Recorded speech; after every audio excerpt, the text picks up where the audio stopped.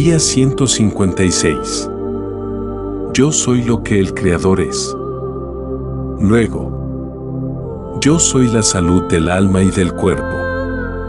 Cada malestar, cada dolor, se corrige con esta afirmación y se consigue su alivio. Esto no quiere decir que hay que abandonar totalmente la medicina.